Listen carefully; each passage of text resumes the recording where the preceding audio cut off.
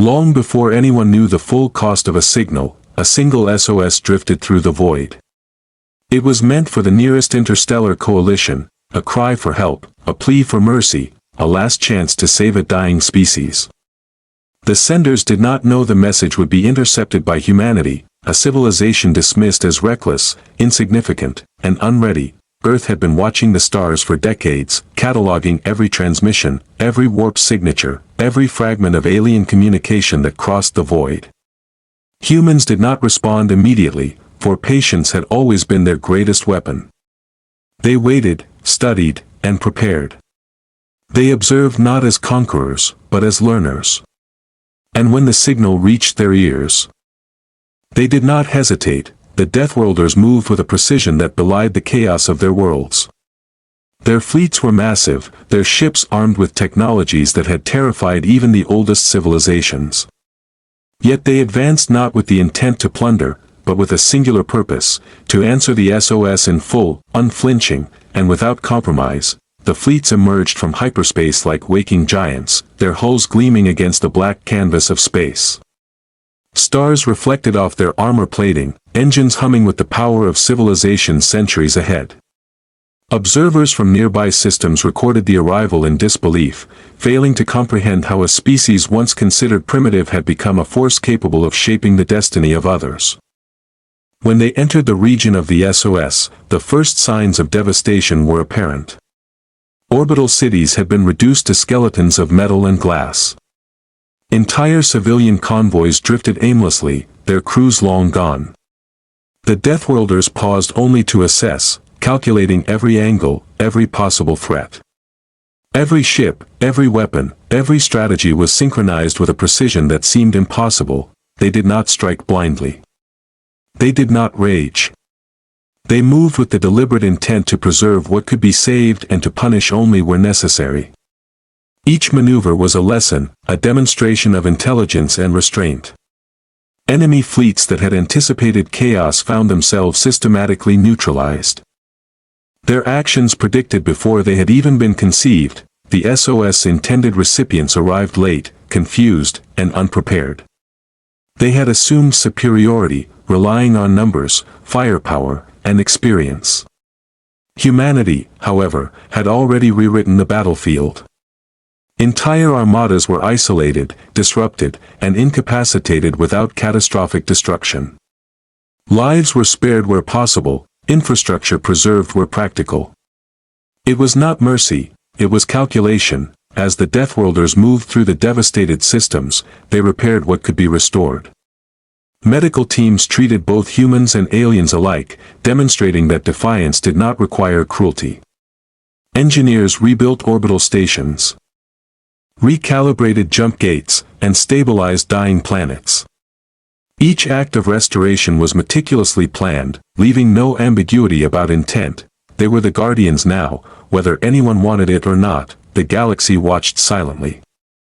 Histories were rewritten in real time, alliances reconsidered, treaties renegotiated.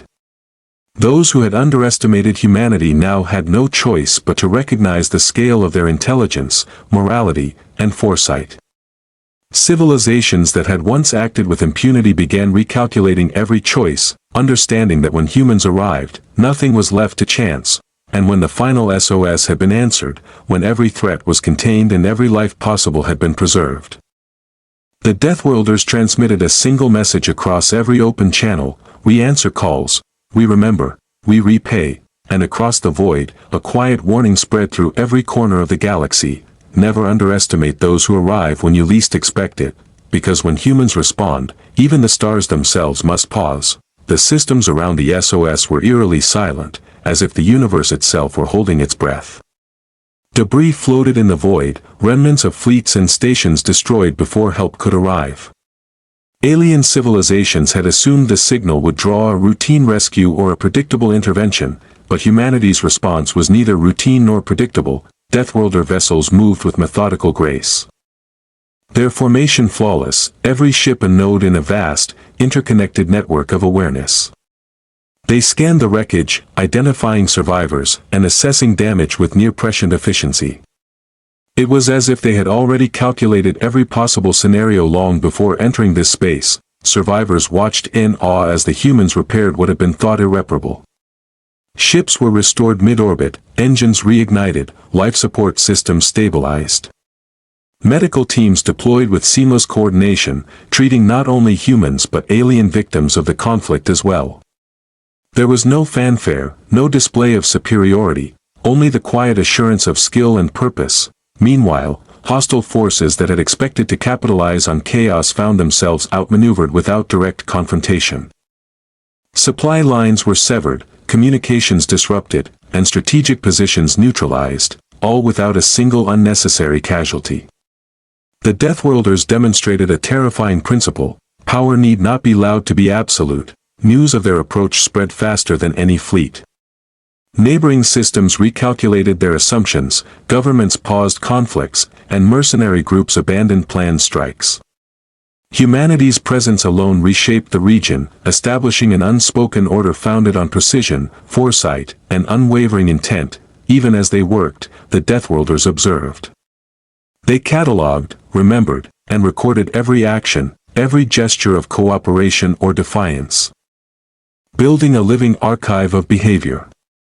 The galaxy had long underestimated humans, but in these quiet, controlled operations, it became painfully clear: humanity did not act out of impulse. They acted with purpose, memory, and a patience that could span generations. And as the SOS origin systems were stabilized, the message became clear: humanity was not here to dominate, to destroy, or to claim. They were here to answer a call, to repay a debt, and to demonstrate that intelligence, discipline, and moral clarity were as formidable as any weapon. The galaxy realized then that the real threat was not their firepower. It was their resolve. The galaxy had never witnessed a response like this. Neighboring civilizations, who had long considered humans chaotic and inconsequential, now measured every word, every transmission, every action against the silent standard the Deathworlders had set. Human fleets moved like tides, not storms, shifting with precision, containing threats without unnecessary destruction, preserving life without compromise. Their presence was both reassuring and terrifying, a paradox no strategist could resolve.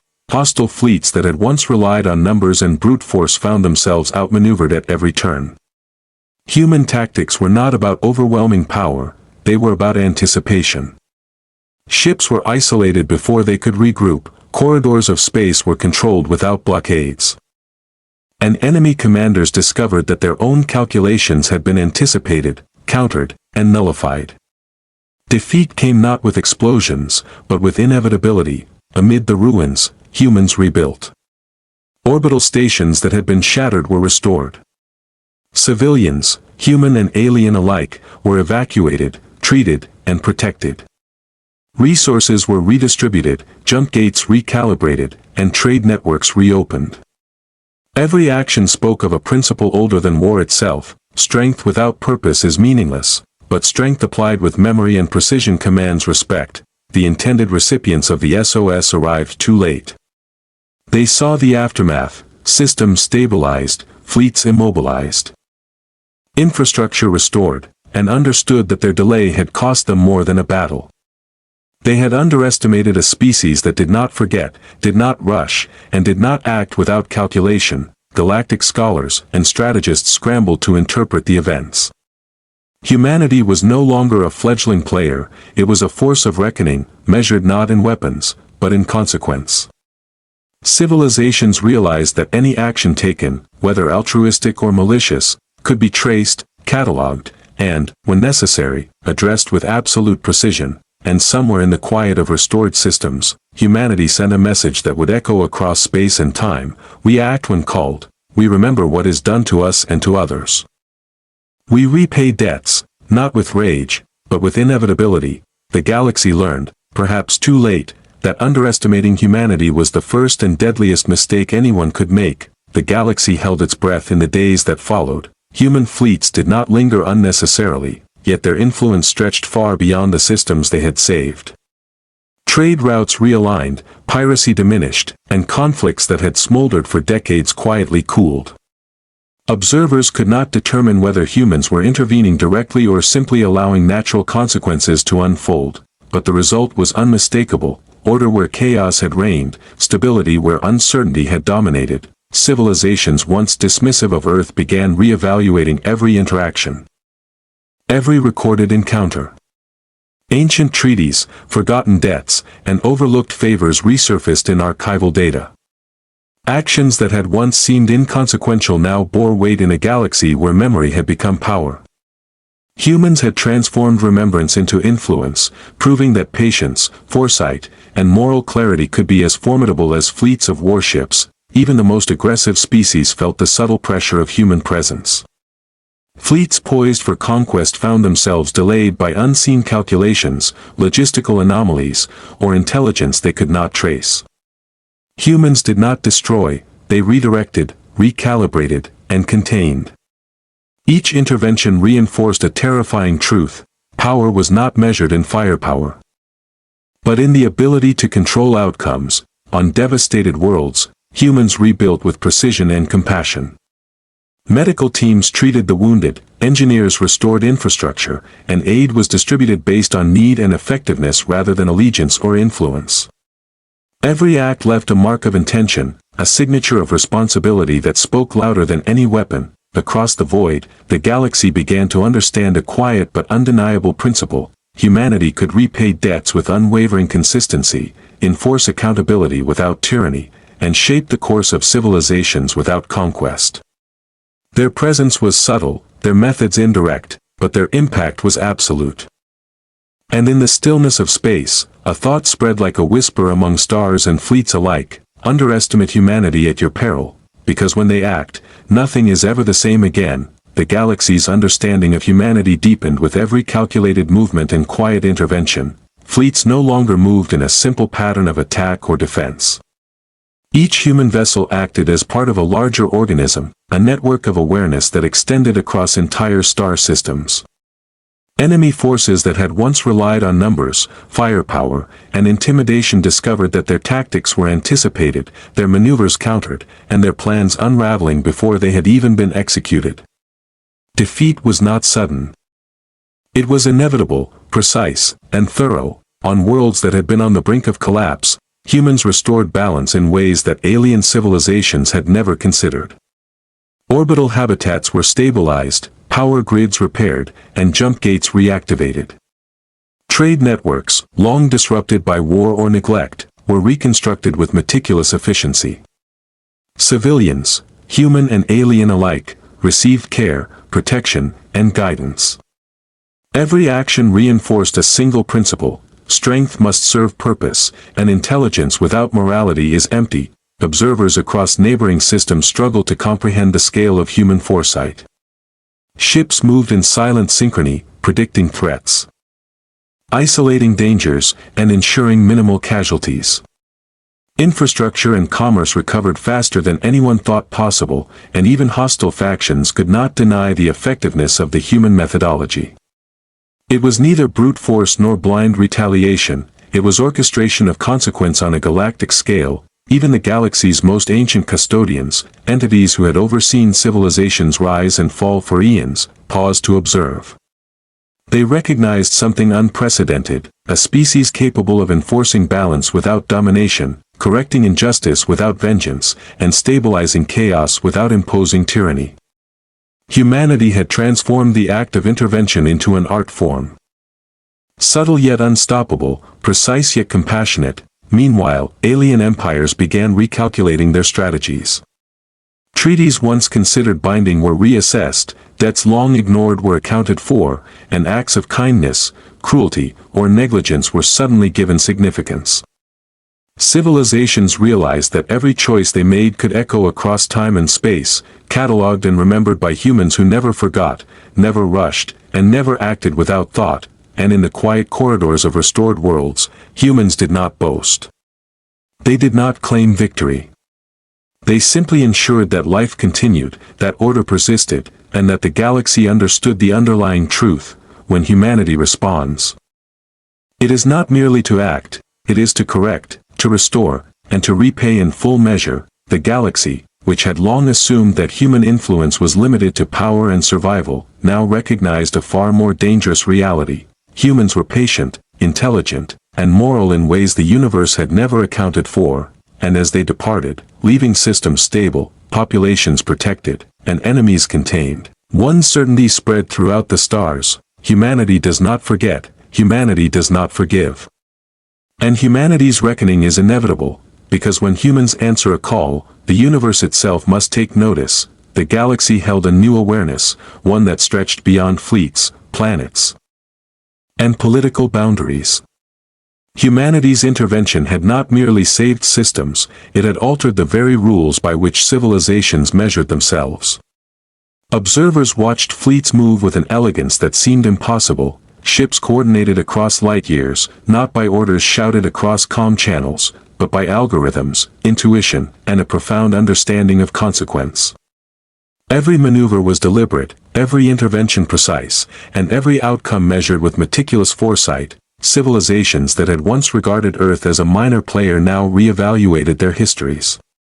Wars fought, debts ignored, acts of kindness dismissed, every action now bore significance. Across hundreds of systems, scholars and strategists pored over archival records, mapping the invisible influence of humanity's presence. They discovered patterns that defied conventional understanding, victories that had been prevented, tragedies that had been averted, and opportunities for peace created without any visible authority. Human fleets continued their quiet work. They rebuilt orbital stations shattered by neglect or combat, stabilized dying planets, and restored trade routes.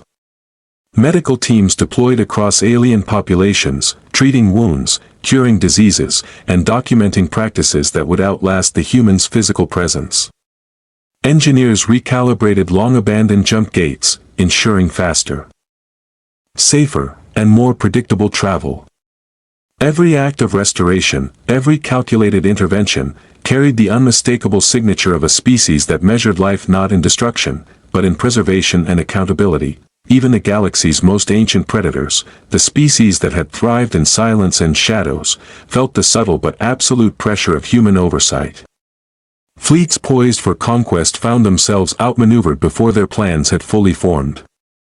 Supply lines failed inexplicably, communications faltered, and strategic positions shifted without visible interference. Humans were not attacking. They were correcting. They were aligning the galaxy to a standard no one had dared anticipate. In councils across star systems, envoys spoke of humanity with a mixture of awe and fear. They had witnessed fleets neutralized without combat, resources redistributed without coercion, and conflicts resolved without tyranny. The same species that had once been underestimated had now become the benchmark for intelligence, discipline, and morality. Each civilization understood a fundamental truth: every action was observed, every choice remembered, and every debt accounted for. The Deathworlders themselves, those who had answered the SOS alongside humanity, marveled at the scale and subtlety of their methods. It was not power that defined humanity, but its patience, its memory, and its unwavering commitment to measured consequence. They acted as teachers, arbiters, and guardians, not through intimidation, but through the quiet, relentless force of inevitability. And as human fleets finally receded into the folds of hyperspace, leaving repaired systems, stabilized societies, and enemies contained, the galaxy absorbed a terrifying clarity. Humanity did not need to conquer to command respect. They did not need to dominate to enforce order.